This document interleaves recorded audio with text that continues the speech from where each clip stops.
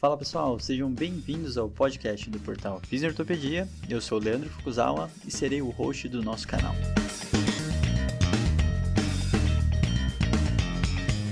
Esse podcast tem como função ressignificar o papel do fisioterapeuta em tempos modernos.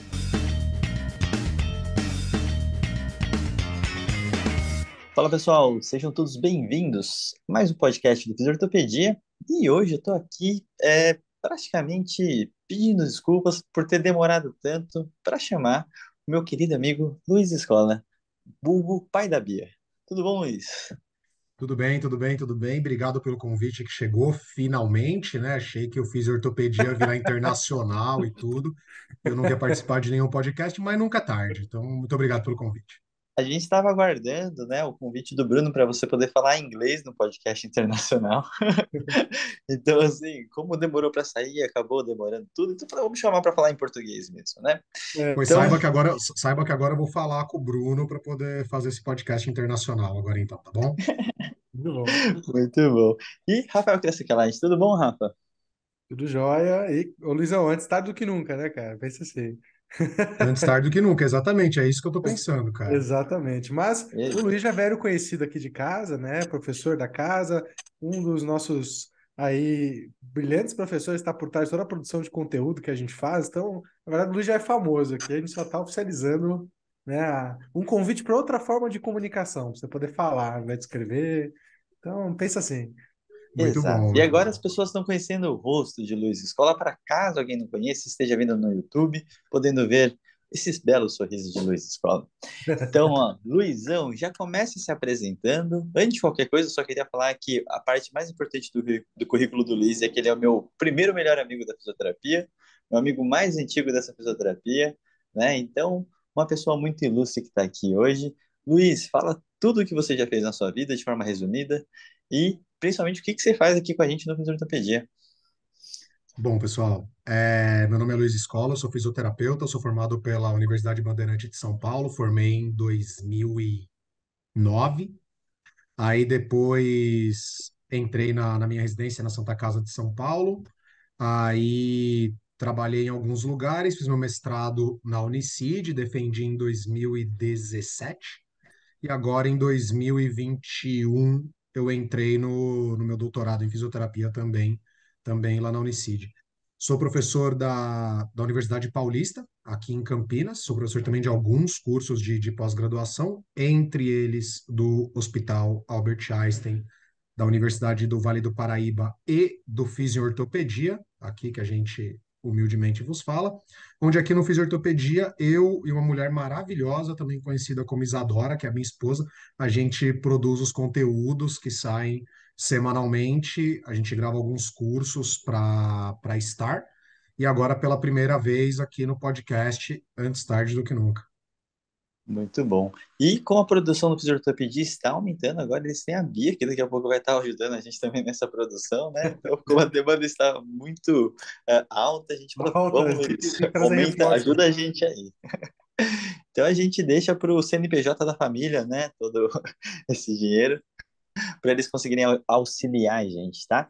E hoje a gente vai conversar de um dos assuntos que o Luiz tem, né? Então, para quem está na Star Cursos, sabe que o Luiz está em diversos cursos.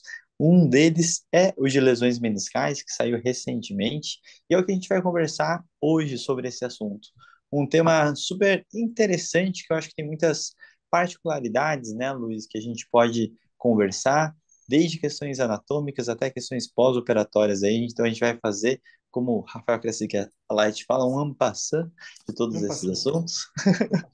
E vamos começar do começo, né, Luiz? Então, o que que é essencial para a gente começar essa conversa sobre lesões meniscais?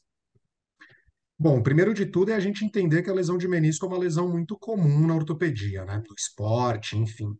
Então, quem trabalha com ortopedia, quem trabalha com esporte, vai acabar inevitavelmente trabalhando pelo menos uma parte com o joelho e vai acabar lidando com as lesões de menisco. O que a gente sabe hoje é que uma em cada três lesões de menisco são relacionadas ao esporte, então, principalmente com quem trabalha com algum esporte que exija muito movimento de aceleração e desaceleração, ou que exija movimento de pivô. então a gente vai acabar se deparando muito com esse tipo de lesão, por isso que é importante a gente conseguir pelo menos entender os pontos básicos de uma reabilitação, seja de um tratamento conservador, de uma menissectomia, de uma sutura meniscal. Mas o que eu sempre falo com meus alunos é que o primeiro passo para a gente poder começar por isso é entendendo um pouquinho tanto da anatomia quanto da mecânica relacionada aos meniscos.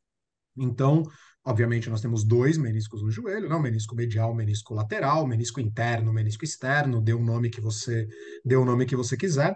E talvez o ponto mais importante nesse momento para a gente poder entender é que o menisco medial ele é menos móvel do que o menisco lateral.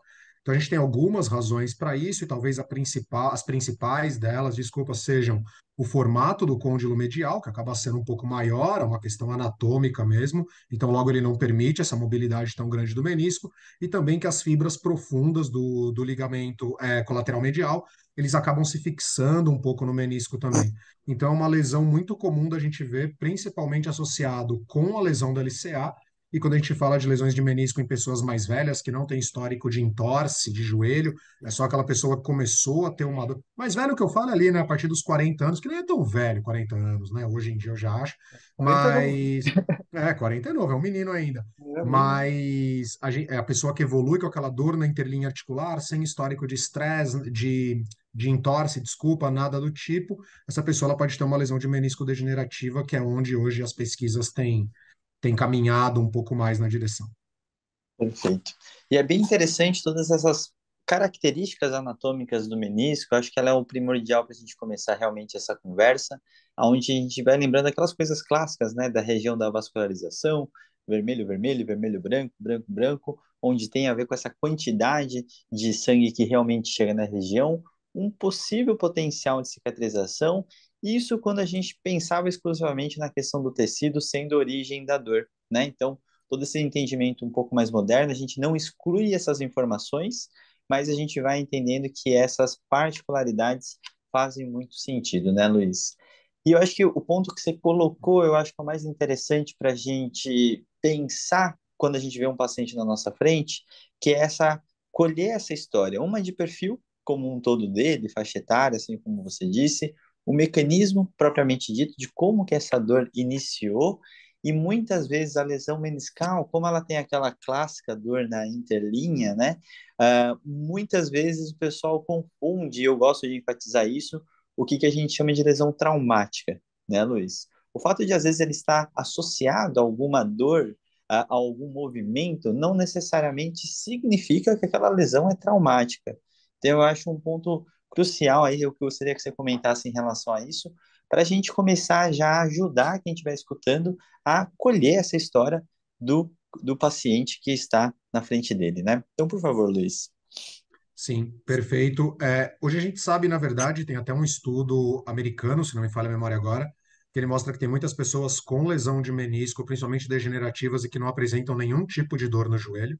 Então, Uhum, realmente é o que vocês falaram, a gente já parou de olhar tão diretamente só para a estrutura mesmo e entender que esse componente que pode levar essa pessoa a ter a dor, ele é muito mais multifatorial do que qualquer outra coisa.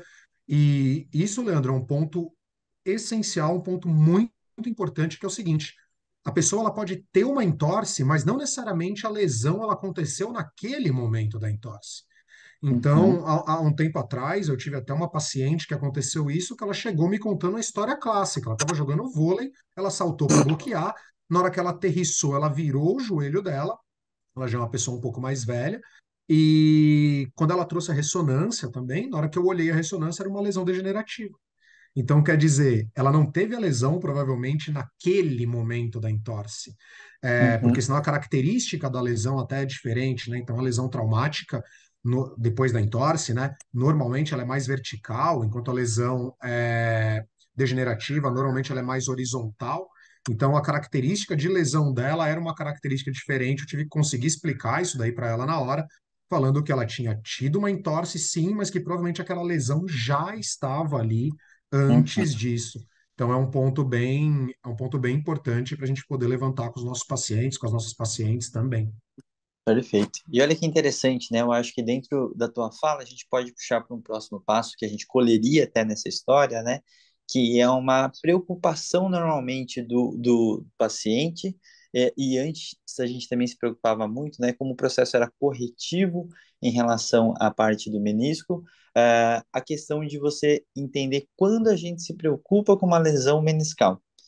Porque, no geral, a gente sabe, né? E eu acho que cada vez que tentam comprovar isso, sai no mesmo, chega no mesmo lugar que as questões pós-operatórias, né? A recuperação pós-operatória e a conservadora chegam no mesmo ponto, a probabilidade de melhora em grande parte delas são a mesma, né?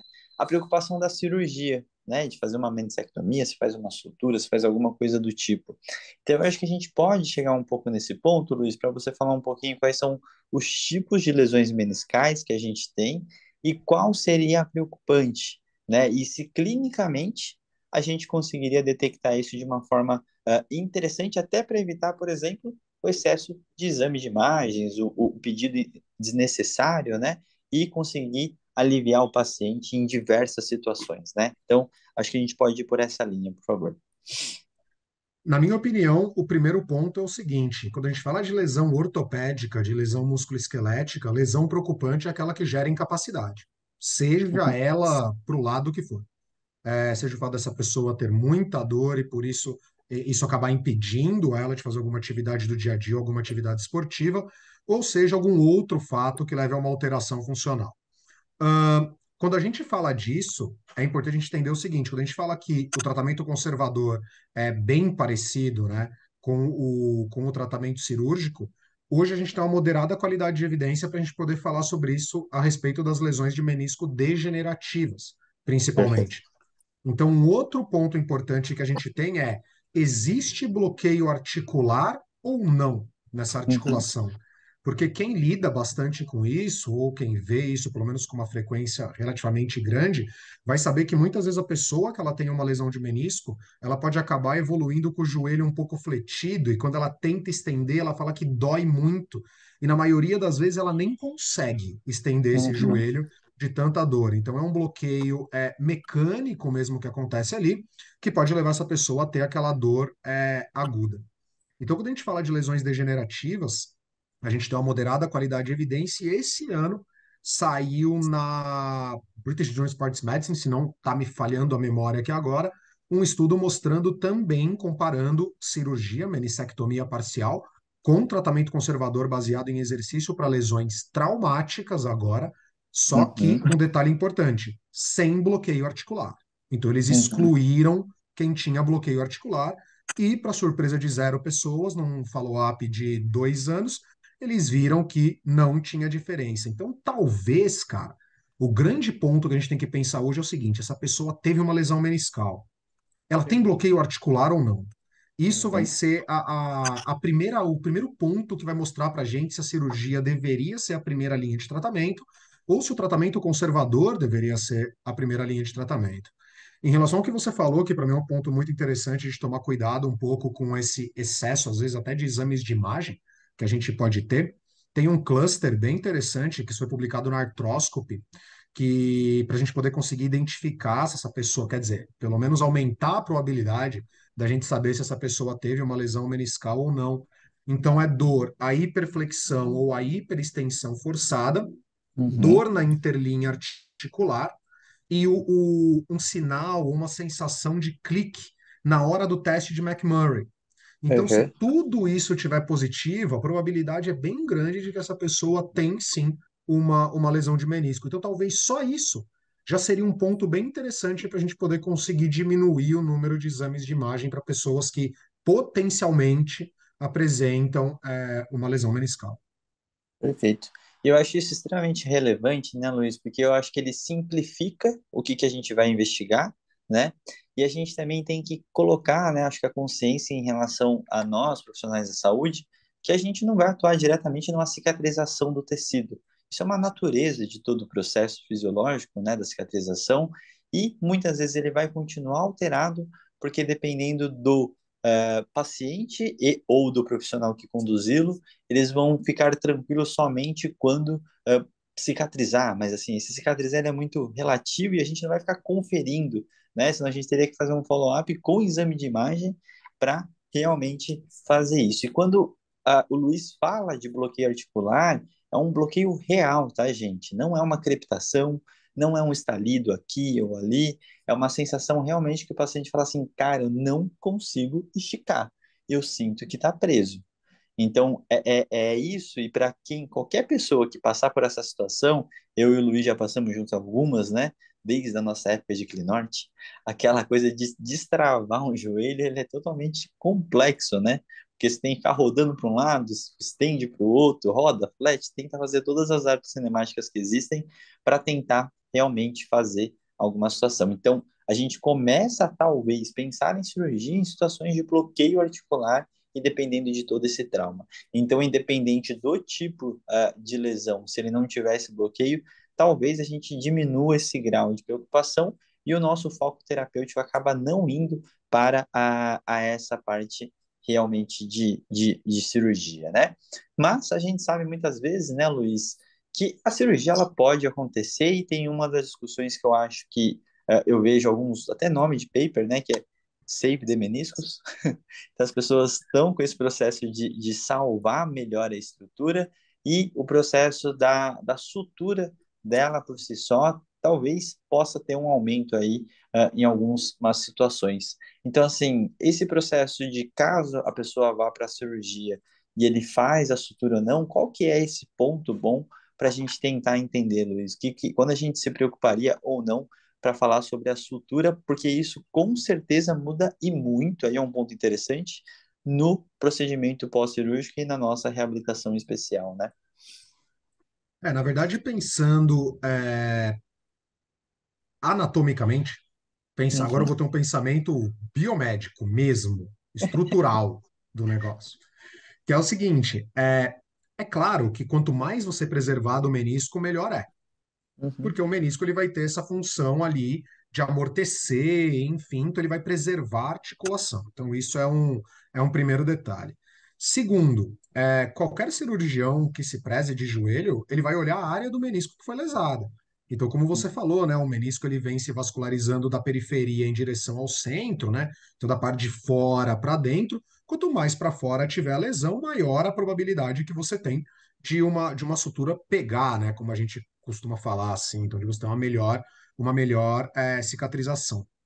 Eu acho que um ponto muito importante para a gente poder levantar aqui talvez seja o seguinte: como a gente tem uma diferença muito grande no processo de reabilitação, então eu vou falar aqui um bem simples. Quanto mais você dobra o joelho, quanto mais você flete o joelho, a gente tem estudos anatômicos, biomecânicos mostrando isso, maior é a pressão que você coloca no menisco. Então, quando você faz uma sutura, o que que a gente faz? A gente costuma evitar um pouquinho essa flexão muito grande, na verdade, né? A partir de 90 graus, nas primeiras 6 semanas, mais ou menos assim. Então a gente fica ali em volta de 4, 6 semanas, levando só até 90 graus, 90 graus, 90 graus, porque você não quer aumentar muito essa pressão em cima da sutura. Na minha opinião, e isso é uma coisa que eu falo para os meus pacientes frequentemente, porque eles perguntam, né? Eles falam assim: e se fosse o seu joelho? O que você faria? Cara, talvez se fosse o meu joelho, honestamente, eu optaria por uma menissectomia. Porque uhum, hoje a menissectomia ele vai retirar um pedacinho do menisco, né? Só aquele pedaço que está lesado. Eu sei que tem muito recém-formado que escuta a gente, etc. Mas assim, eu pelo menos eu tenho 13 anos de formado, eu não cheguei a ver isso com uma frequência bem grande, mas já vi alguns casos de cirurgias mais antigas, onde era feita uma menissectomia total, cara. Então, para que que serve o menisco? Antigamente não se sabia para que servia o menisco. Então, arranca Então, tipo, esse é. negócio, tira fora. Para quem gosta de futebol, o Zico aconteceu isso, Garrincha aconteceu isso, esses caras todos mais antigos, assim, isso acontecia hoje, graças a Deus, isso não acontece mais. Ah, Luiz, então por que que você optaria por tirar um pedacinho do seu menisco? Porque, cara, a reabilitação é muito mais tranquila. Ele pode uhum. ganhar essa flexão conforme ele conseguir. Até o trabalho de ganho de força, tanto em cadeia fechada, cadeia aberta, ele é muito mais precoce. Eu tive um grande mestre na fisioterapia, que eu vou citar o nome aqui, chamado Carlos Maltese, que ele falou uma coisa para mim há muitos anos atrás que eu nunca esqueci e eu propago isso para meus alunos até hoje. Quando a gente pensa numa menissectomia, o que estava machucado não está nem mais ali. Então, Uhum, arrancou, tirou o pedaço. Então, entre aspas, tá, gente? Eu não estou falando que não tem nenhuma preocupação, Mas, entre aspas, a gente se preocupa muito menos com uma menissectomia do que com uma sutura de menisco na hora de reabilitar. Então, eu acho que o ponto é o seguinte: a gente precisa ter uma decisão muito bem compartilhada com o paciente. Porque a gente tem sim hoje trabalhos mostrando que, aparentemente, quem passa pela menissectomia, por menor que ela seja, esse cara tem uma probabilidade maior de evoluir com uma artrose de joelho. A gente não sabe se foi o pedaço do menisco retirado, se foi a inibição muscular causada pela cirurgia, se esse cara foi bem tratado, se ele não foi, mas fato é que nós temos o estudo que mostra isso. Mesmo Uhum. assim, a gente tem que conseguir compartilhar isso daí com a pessoa para poder ter um melhor desfecho lá na frente. Perfeito. E eu acho essa discussão ela muito rica, assim, Luiz, que eu particularmente não fechei os pontos mais relevantes, né? E aí eu vou colocar o LCA na jogada, porque a gente sabe que ela costuma estar associado em relação a quando a gente fala dessa questão de osteoartrose precoce ou não, preserva a estrutura, tempo de cirurgia e afins, entender assim, já que a gente entende muito bem que a dor não está relacionada a como está aquela estrutura, o que que a gente realmente tem que preservar, né? Porque exatamente como você falou, acho que é muito interessante esse ponto. Eu posso fazer uma cirurgia e aí eu posso ter diversos níveis de agressividade desse processo, e deixar essa pessoa por um tempo mais afastado, né? Com menos movimentação, menos sua rotina natural e, de certa forma, descondicionando, se a gente for pensar, né? E um tecido preservado, né? Ou a gente pode fazer cirurgias mais simples, assim como uma meningectomia, devolver ele para a função o mais rápido possível e você não fica todo esse período sem esse estímulo, essa parte externa que o paciente pode ter, né? Então a gente fica com uma certa ainda dúvida, na minha opinião, do que a gente precisa preservar, como que a gente vai lidar com essa situação, já que o processo e a história agora não é exclusivamente estrutural. Então a gente precisa entender futuramente, né? E aí eu acho que tanto o menisco quanto o LCA a gente costuma ver estudos de follow-ups enormes, né? Que até é uma alegria ver quando você fala 20 anos de follow-up, né? Só que, pensando que são 20 anos de follow-up, são 20, é o raciocínio de 20 anos atrás, no mínimo, né? Então, assim, eu sempre penso quando a gente fala dessa questão dos estudos, eu falo assim, nossa, eu tô lendo um estudo que começou há 20 anos atrás, 2002, sei lá. E aí eu falo assim, cara, a gente pensava totalmente diferente. Então, a habilidade cirúrgica é diferente, né? Todo o procedimento de reabilitação e acelerar ou não os protocolos de habilitação, né? Então, são várias situações que eu acho hoje, né? E até ia puxar o Rafa para falar um pouco dessa questão de estrutura, preservar algumas questões, que ele acha para realmente, né? A gente discutir um pouco esse ponto, porque para mim, nessa cirurgia, nessas lesões ortopédicas, essa discussão ainda não, eu não cheguei num consenso para mim, assim. Mas é engraçado ver que isso não é exclusivo, por exemplo, do menisco. Eu que tenho Uhum, uma experiência mais próxima com o ombro, o que a gente vê é, por exemplo, se você perguntar para a maior parte dos ortopedistas de ombro por que eles vão operar alguém agora que tem uma rotura parcial ou transfixante do manguito, mas está funcionalmente bem, ele vai te falar que é para evitar a degeneração dos tendões no futuro, porque lá na frente não vai dar para operar. Só uhum, que até que você tivesse os primeiros estudos de fato de prognóstico mostrando que não acontece isso, né? Esse era o principal argumento que eles usavam para fazer a cirurgia, né? Só que, beleza, mas mesmo na fase aguda, você olha no ombro, por exemplo, e não existe uma associação entre a severidade da lesão do manguito e o nível de incapacidade. Então, faz sentido você pensar que você vai operar agora para evitar, por exemplo, uma degeneração futura, dado que agora não tem associação entre severidade da lesão e nível funcional, não? Então, assim, o que me parece, às vezes, é que esse objetivo do porquê que está sendo feita a intervenção não é claro. Então, assim, a minha impressão é que, por exemplo, o cirurgião às vezes está decidindo operar pensando exclusivamente com raciocínio na estrutura, mas isso de fato está associado a um PROM, né? Então, para eles não faz sentido. Hoje eu discuto e mostro evidência, assim, olha, não acontece. Se você não operar, não vai piorar. E se piorar a lesão, não necessariamente isso tem a ver com o nível funcional, não tem relação. mas mesmo assim, é difícil desacoplar a cabeça deles, né? Então, eu acho que essa pergunta do que a gente quer preservar, ela é muito chave, né? O que é mais importante? A gente preservar a funcionalidade do indivíduo, a gente preservar, por exemplo, uma estrutura, sendo que não necessariamente essa estrutura vai ter associação com o nível de funcionalidade ou com sintomas, né? É, eu não sei a resposta muito bem, eu acho que se a gente for seguir o raciocínio de que a gente tem que focar nossas intervenções em PROMs, poxa, talvez a gente deveria preservar a funcionalidade, né? Maximizar essa funcionalidade agora e Uhum. para frente, né? Ou tomar decisão com o indivíduo, né? Olha, a gente pode ir por esse caminho, você vai funcionalmente se recuperar mais rápido, mas tem algum risco de depois ter alguma debilidade funcional, mas normalmente não é essa a decisão que está em jogo ali para oferecer paciente, né? E, é, isso daí que você falou, Rafa, é uma coisa muito, muito interessante, porque é o seguinte, muitas vezes, cara, eu costumo falar isso pro pessoal, esse raciocínio focado só na estrutura, ele não leva tanto em consideração a função do indivíduo. E o que muito fisioterapeuta esquece, na maioria das vezes, é que a fisioterapia é uma profissão que ela trabalha inerentemente com funcionalidade. Então é o seguinte, mas o fulano lá na frente pode ser que isso aconteça. Cara, pode ser, para você fazer uma cirurgia agora, talvez seja uma coisa muito, muito aberta ainda. Então, eu já tive mais, pô, não consigo nem contar nos dedos quantos casos eu já tive de pessoas que funcionalmente estavam ótimas, de ombro, de joelho, enfim, mas quando passaram no médico, não, meu médico achou melhor operar. Agora meu Uhum. médico acha que eu tenho que passar por uma cirurgia. Cara, mas por quê, entendeu? Você tá levantando o braço e tudo. Teve um caso que me marcou muito, que era numa clínica que eu trabalhava, e esse senhorzinho, coitado, deve até estar morto já, mas se eu encontrar com ele na rua hoje, eu vou saber quem ele é.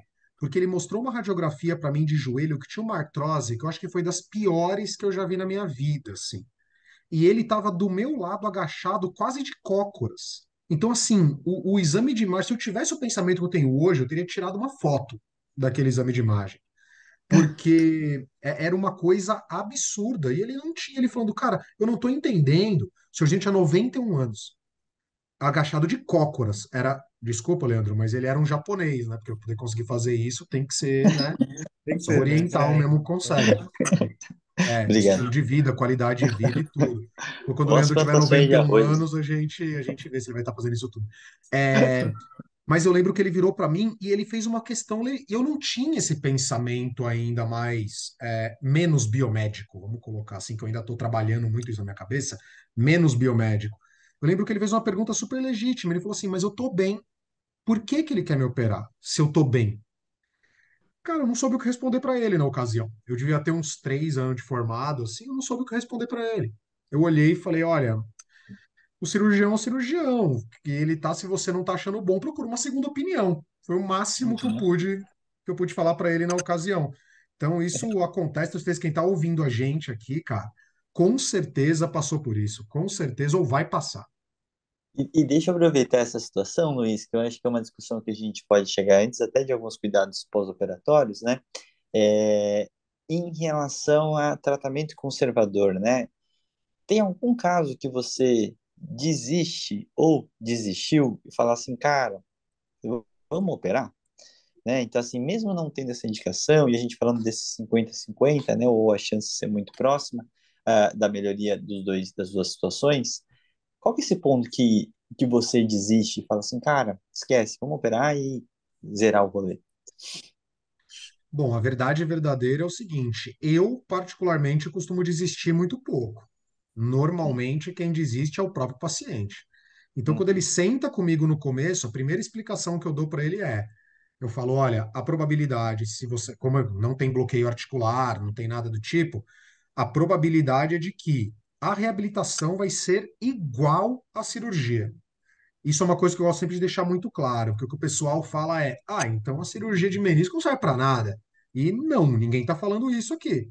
O que a gente está falando aqui é igual, é igual. uhum. A probabilidade é igual do cara ficar bem lá na frente.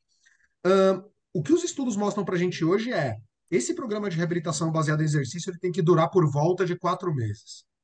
Então, o que eu costumo falar para meus pacientes já no dia da avaliação Se você quiser tentar um tratamento conservador, tamo junto. A gente vai tentar, eu tô com você aqui.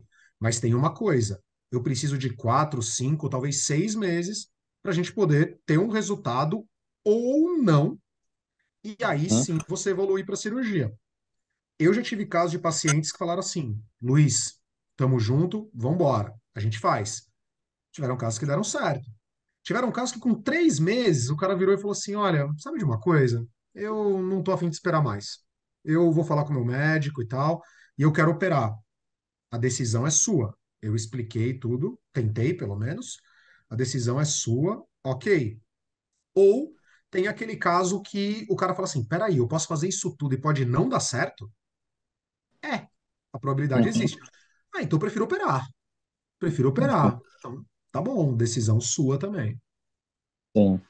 E eu acho muito interessante, assim, né? Eu acho muito genuíno a gente compartilhar essa parte, porque eu sempre enxergo a cirurgia, nesse caso do menisco, como um reset, né? Então, tem toda uma situação, tal, mas o mais importante, eu acredito que é esse alinhamento de expectativa que você falou com o paciente, porque também já aconteceu algumas situações, principalmente com a meniscectomia, que é uma cirurgia extremamente simples, principalmente pós-operatório, do cara chegar e realmente, como você falou, a gente está fazendo a mesma coisa, a gente só deu 10 passos para trás, né?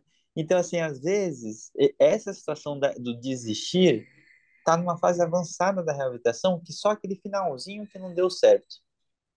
E aí o paciente se vê naquela situação do início da reabilitação, ou até pior, né? Colocar um pouco isso na história, eu acho que faz o paciente saber o que ele está escolhendo. Porque eu acho que tem um pouco dessa coisa do tirou, curou, que o paciente às vezes também tem uma mágica que ele acha que vai acontecer e não necessariamente. Porque naquela hora que ele entendeu o que é um pós-operatório, aquela sensibilidade do joelho e toda aquela adaptação que ele tem que fazer naquele começo, né? A frustração é muito grande. Lidar com isso às vezes é muito pior, né? A gente nem pode falar assim, eu avisei, né?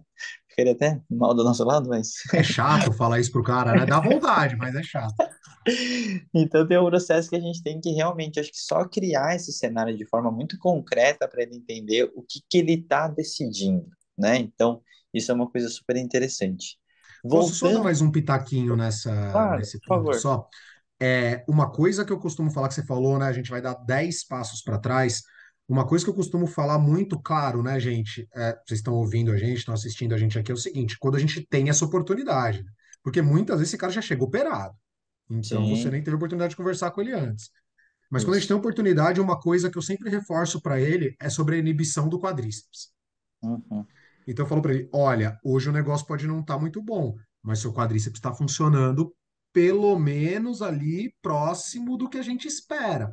Quando você opera, eu vou e dou toda essa explicação para ele a respeito da inibição, que ela ocorre mesmo numa menissectomia, não num grau tão grande quanto outras cirurgias, claro, mas mesmo assim acontece. Eu falo, olha, isso vai fazer a gente dar um passo para trás. Então, será que não vale a pena a gente fazer essa tentativa aqui?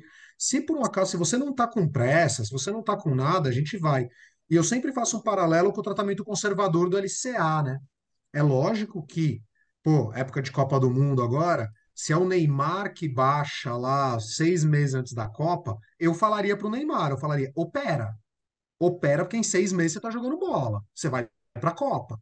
Agora, se não é o cara que tá indo pra Copa, eu vou falar, meu, dá esse tempo pra gente poder pelo menos tentar isso sem uma técnica tão invasiva assim, né? uhum, perfeito. Então, vou aproveitar esse foi um ótimo ponto, Luiz, porque aí entra uma outra preocupação minha, principalmente se for com o atleta. A gente sabe e conhece diversos atletas que fazem cirurgias sequentes da mesma coisa, por esse motivo que você falou também, né? Do tipo, vamos operar que é mais rápido, e aí fica meio que tentando, né, lapidar e corrigir tanto que uma hora que não tem nem muito o que mexer, né? Então eu acho que é uma coisa super preocupante quando eu vejo falar de um atleta da ginástica que fez 7 cirurgias no ombro, né? E aí nenhuma crítica específica porque a gente não tá lá, né? Então hoje eu também aprendi a respeitar muito, porque eu não tô na situação que ele tá, mas eu fico sempre pensando, tá tirando o quê, né? Tá corrigindo o quê? Então assim, passar por 7 cirurgias, a chance daquele ombro funcionar normalmente é muito pequena, né? Então eu acho que tem todo esse entendimento do que a pessoa espera com a cirurgia, entender que essa dor pode voltar, e se ela voltar, e se a gente não está falando da estrutura, que vai tirar dessa vez, né? Então, eu acho que tem um cuidado grande quando a gente conversa, e essa conversa mais complexa a longo prazo, porque são um monte de si, né? E um monte de exclusividades que podem acontecer, particularidades do caso, entra numa situação muito delicada, né? Porque a gente está falando realmente da carreira do atleta. Então, a gente sabe o quanto de jogador que tem que passaram por diversas cirurgias repetidas. E isso também gera um mau prognóstico e até uma das questões que a gente sabe sobre maior chance de cronificação da dor. E aí a cronificação da dor entra no Rafael Crescicalati aqui, né, nas especialidades dele, não tanto em relação na parte que a gente está falando da estrutura sendo corrigida, né, Luiz? Então, E, se e, já lidou essa situação, pô, por favor, fique à vontade. e assim, eu acho que além do fato da cronificação da dor, que você tem toda a razão, tem tudo que acompanha essa cronificação da dor, principalmente quando a gente fala de um atleta. Então, excesso de uso de medicamento, muitas vezes infiltração que esse cara toma no joelho, toma no ombro. A gente tem estudos em modelo animal mostrando que, principalmente quando ele infiltra com corticoide, você tem um enfraquecimento de estruturas tendíneas, estruturas ligamentares, enfim. Então, além desse fato desse cara ficar com dor por um período longo de tempo, Uhum. ainda tem essas coisas que acompanham. Então, overtreatment, que esse cara ele vai começar a caçar tudo que é coisa que pode ajudar ele nessa dor. Então, aí a gente começa a ver as ventosas da vida, enfim, começa a colar um monte de coisa no cara. E tudo isso vai, na verdade, em um determinado momento mais atrapalhando do que ajudando quando era uma coisa que lá no começo talvez se ele tivesse recebido um tratamento um pouco mais adequado, ele não precisaria estar passando por tudo isso numa fase um pouco mais avançada. Perfeito, Não, perfeito. e aquilo que Fique à a gente vê vontade. muito no esporte, né? Tem até aquele editorial que eu acho o nome lindo, assim, da British Journal Sports Medicine, que é Medicina Esportiva é uma profissão da saúde ou vendedor de óleo de cobra, né? Porque no final, assim, principalmente nessas queixas esportivas, tem essa característica, né, da gente ver essa tentativa de ficar escalando tratamentos, muitas vezes ineficazes e cada vez mais intervencionistas, que não necessariamente levam à melhora clínica, mas que, poxa, é um processo que desgasta muito o paciente, né? Aquele cara que já Uhum. tentou literalmente de tudo, assim, de fazer ozonoterapia injetada no sangue até PRP, enfim, né? E não teve melhora clínica.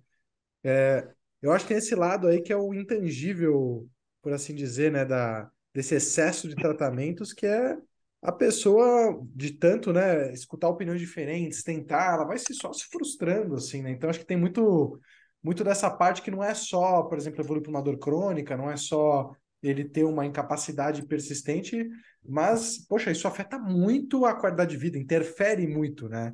Na vida da pessoa, assim, ainda mais se ela estiver praticando esporte, porque provavelmente vai ter aquele sanfonada de afastar, tentar voltar, frustração. É mais complicado do que só a estrutura ou só, né, o nível de dor que ele sente ali associado com aquilo. Acho que é um ponto legal de se trazer. Se, Perfeito. se, se vocês me permitirem dar só mais um pitaco, que esse podcast vai ter por Fique à volta de vontade. 4 horas, mais ou O menos. episódio é seu, meu amigo. O episódio é seu. Uma dica que eu sempre dou para o pessoal e uma coisa que eu costumo fazer muito é o seguinte: eu tento colocar esse cara próximo da prática esportiva o mais rápido possível.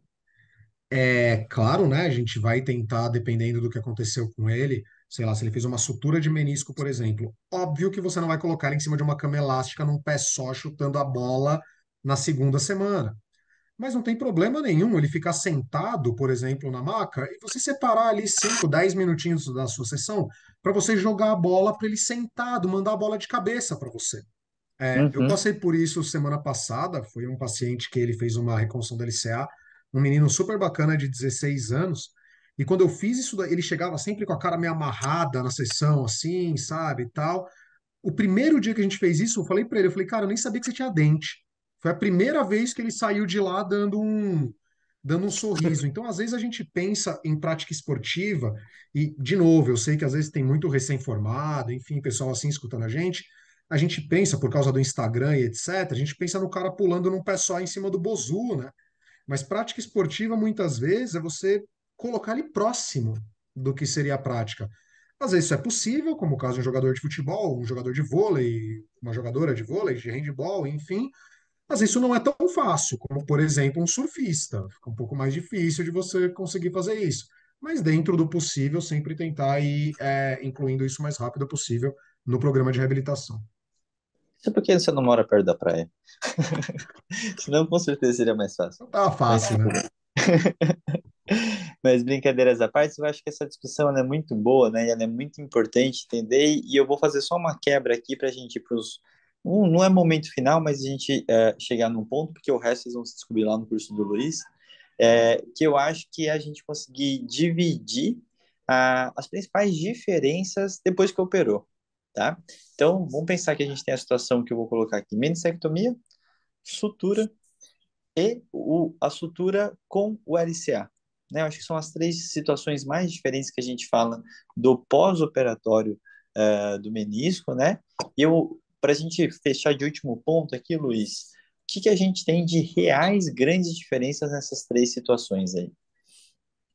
Cara, talvez a maior diferença entre a menissectomia e a sutura de menisco, independente se tiver acompanhado do LCA ou não, é o ganho de ADM.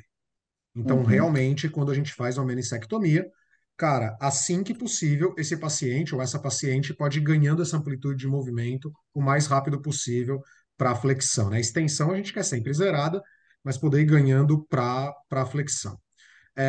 Quando é uma menissectomia, desculpa, uma sutura de menisco, independente se está acompanhado do LCA ou não, a gente vai segurar por volta de 4 semanas esse ganho de amplitude até mais ou menos 90 graus, para evitar essa força de compressão muito grande na região da sutura.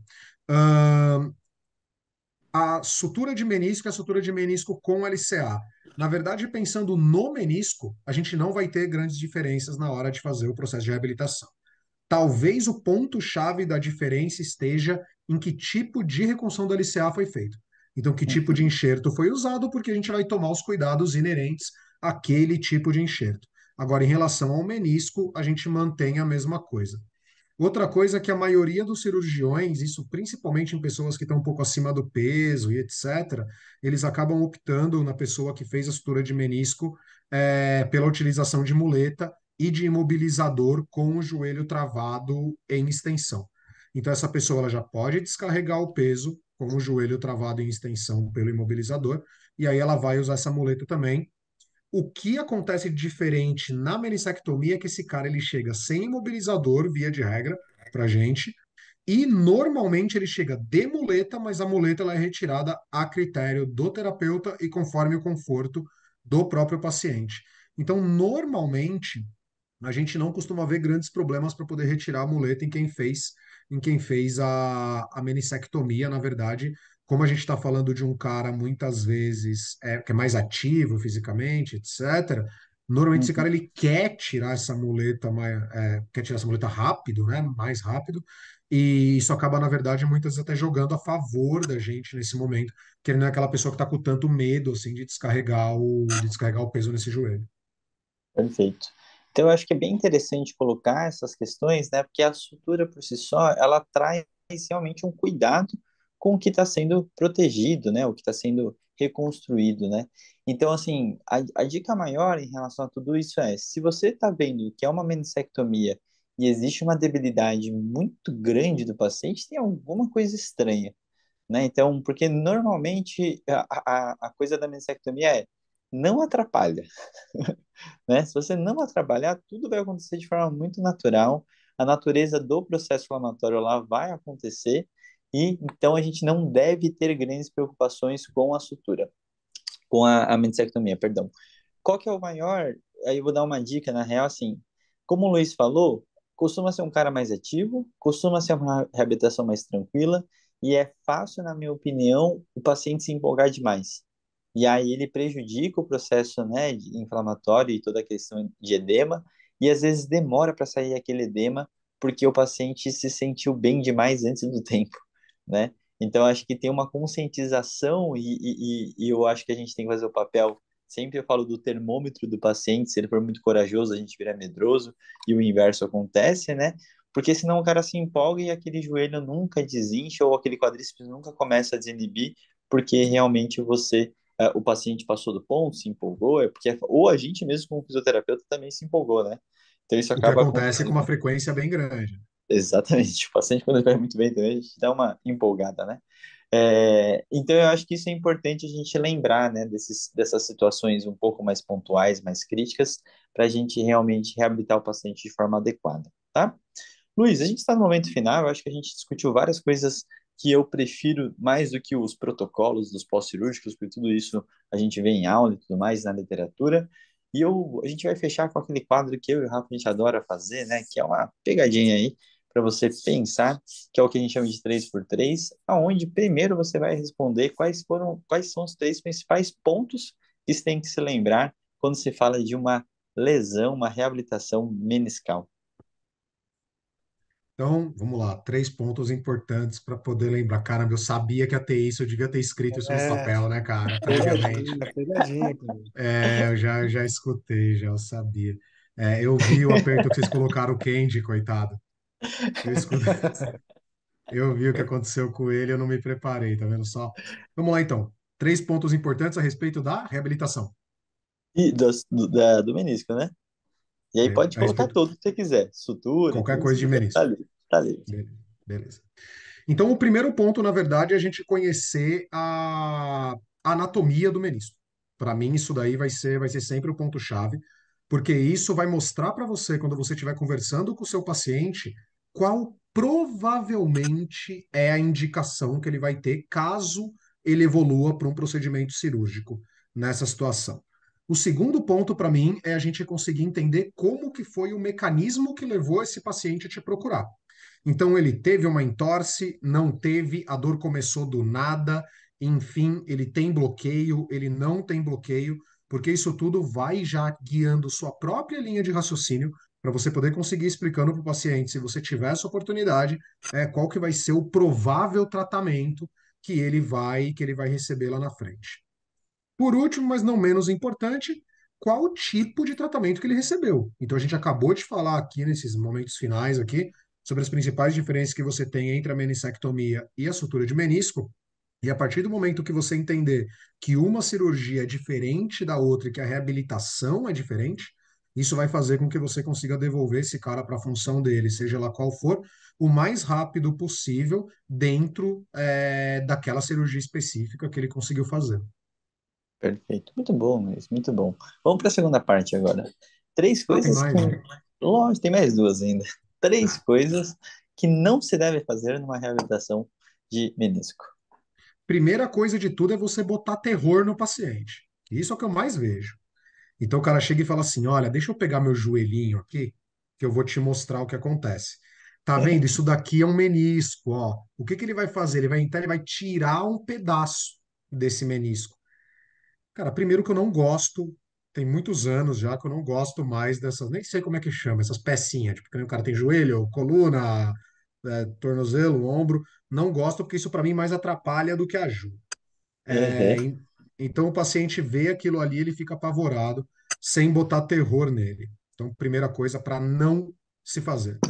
Segunda coisa, não negligencie o processo inflamatório que esse cara vai ter, Uhum. principalmente no pós-operatório. Então, é muito comum vocês ouvirem a gente, mesmo aqui a gente falou bastante sobre isso hoje, sobre a relação que a estrutura tem com a dor e etc. Mas quando esse cara passa por uma cirurgia, nesse momento, a estrutura é sim importante. Então a gente precisa entender que esse processo inflamatório ele vai acontecer e sim que a história natural disso é uma história boa, é o seu corpo combatendo aquilo ali, mas que a gente pode ter possíveis ferramentas para poder ajudar a acelerar um pouco mais isso daí. Terceira coisa para não se fazer é o seguinte: não tenha pressa com a sua reabilitação. Isso para mim serve para qualquer coisa. Então é o seguinte, poxa, mas ele tá, que nem vocês falaram agora, poxa, mas ele tá bem, né? Eu acho que eu já vou colocar ele na esteira. Cara, Uhum, o que que ele tá bem? Ele tá bem ele conseguir andar sem mancar? Isso é o suficiente para uma pessoa sair correndo por aí? uhum. Então, assim, hoje a gente tenta não falar só mais em tempo de reabilitação, né? Então, a gente, eu falo por nós três aqui, tenho certeza, a gente é de um tempo que era o seguinte: retire a muleta na quarta semana. Hoje não, né, cara? A gente tem critérios para poder fazer isso. Então, retire a muleta caso o edema tenha cedido, caso ele consiga manter o joelho em extensão, caso você observe uma ativação do quadríceps. Então, a ideia da gente correr é uma ideia muito ruim, porque muitas vezes o paciente coloca isso mesmo na nossa cabeça. Então, olha, é o seguinte, todo mundo passa por isso. Eu tenho um jogo, sei lá, dia 3 de fevereiro. Cara, eu não sei se você vai estar bom até dia 3 de fevereiro. Talvez esteja, talvez não. Isso vai depender de uma série de coisas que a gente falou aqui. E se você me permitir colocar uma quarta coisa, que eu não se Por favor, esqueça Luiz. de jeito nenhum, ó, tô indo Nunca vou te além já do censurar, Luiz. quadro. Fica tranquilo. É, obrigado, obrigado. Vocês não vão me calar, eu não vou conseguir. É o seguinte, o quadríceps ele inibe. A Uhum. eletroestimulação ajuda a trabalhar essa inibição do quadríceps. Então, seja qual for esse pós-operatório, trabalhe com a eletroestimulação que você tiver em mãos. Então, mas eu só tenho baixa frequência. Vai baixa frequência. Eu tenho média frequência. Vai média frequência.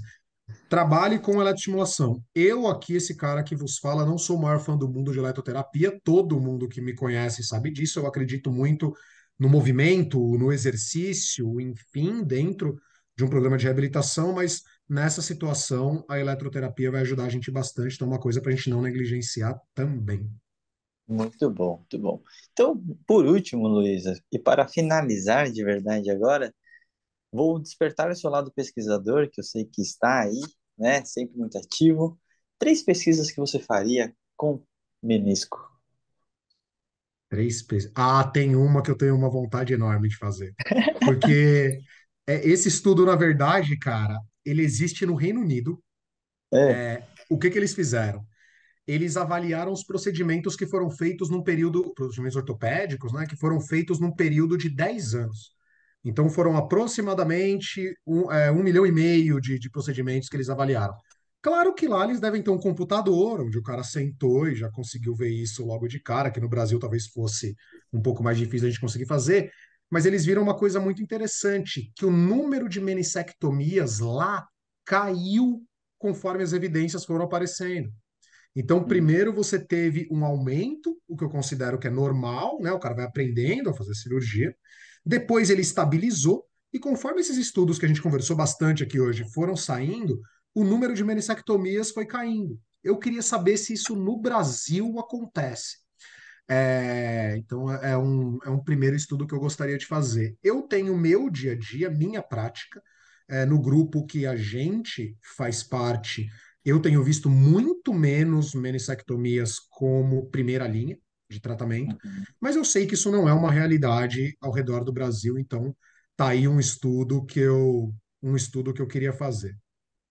Outra coisa que eu acho que ainda falta, eu não sei o que tem acontecido, mas atualmente eu tenho atendido alguns surfistas, cara. Sim, em Campinas eu tenho atendido surfistas. E eu percebo, quando a gente fala de lesão de joelho no geral, a gente fala muito sobre retorno ao esporte. Primeiro de tudo, a minha dúvida sempre é: retorno ao esporte, que esporte? Então, isso muitas vezes não é bem descrito. Então, você fala, o cara retornou para o esporte com 4 meses, teve outro cara que retornou com 6. Que esporte? Às vezes, dentro do mesmo esporte, as posições diferentes podem influenciar o tempo de retorno. E eu queria fazer um trabalho específico com o pessoal do surf, porque, cara, surf é um negócio muito louco, tá tudo em movimento. A água, a prancha, a pessoa, tá tudo movimentando. Então, essa é uma outra linha que eu gostaria de saber também. E outro agora o terceiro aflorando essa parte metodológica, que eu particularmente gosto bastante. Eu queria saber o seguinte, qual que é a qualidade, se a gente pode falar assim, de descrição que tem os protocolos quando eles são falados para a gente. Então, beleza, o tratamento conservador é igual ao tratamento cirúrgico, mas o que é feito detalhadamente nesse tratamento conservador? A gente Uhum. sabe que grande parte desses estudos eles usam uma série de casos que saiu na JOSPT, não vou me lembrar o ano agora, onde eles avaliaram acho que 12 pacientes, alguma coisa assim, que é um protocolo super bonitinho, fortalecimento de quadríceps, etc., trabalho de controle motor e tudo isso. Mas eu queria saber realmente qual que é a qualidade de descrição disso, porque isso é uma coisa que eu sinto falta na prática. Então, beleza, você tem lá um protocolo de exercício. Cara, o que é feito? Quanto tempo de descanso? Quantas séries? Qual carga? Era caneleira? Era. Essa caneleira é nova. Porque a gente sabe que depois de um tempo começa a cair aquelas bolinhas de chumbo. A caneleira de 2 quilos já tem 1,985 kg. Não tem mais 2 quilos. Uhum. Então, são três ideias assim, meio avoadas, mas que eu acho que daria um samba. Muito bom, Luiz. Então, ó, a gente encerra esse episódio, super divertido, acho que super interessante também para aprofundar o assunto. São pontos, eu quis sair um pouquinho do clichê, né? Acho que quando a gente fala de menisco, acaba sempre caindo no mesmo ponto. Então, eu quis levantar algumas coisas que são realmente dúvidas minhas, né? Gosto muito de atender qualquer caso relacionado a menisco, realmente aquela coisa, vamos dizer, né? Gostosa de se atender. É... E é isso, Rafa, algum recado final aí também? Não, acho que foi um ótimo episódio, né? Lembrando que, poxa, é um assunto complexo, para quem quiser se aprofundar, tiver interesse, né? A gente tem um curso maravilhoso do Luiz na Star Cursos sobre o assunto. Também temos, né, aulas incríveis aí do Luiz, sim, distribuídas em vários cantos aqui do Fisiortopedia, né? Seja na pós-graduação, em outros canais.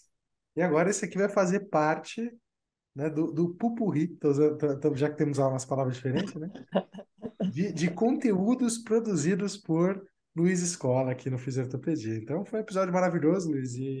Poxa, de novo, né? Quem tiver interesse infelizmente, quando você escutar esse episódio, nós não vamos estar mais na Black Week, eu acho, né, Fu?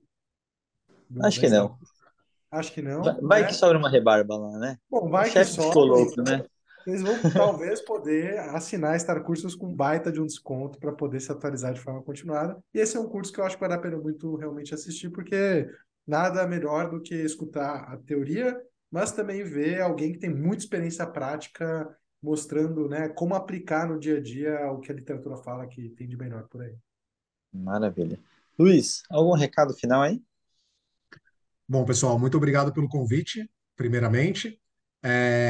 Foi bem legal. Vocês sabem que eu gosto de participar de tudo. Você me meto nessas encrencas assim com vocês e tal, mas é porque realmente eu sei que vai ser bacana.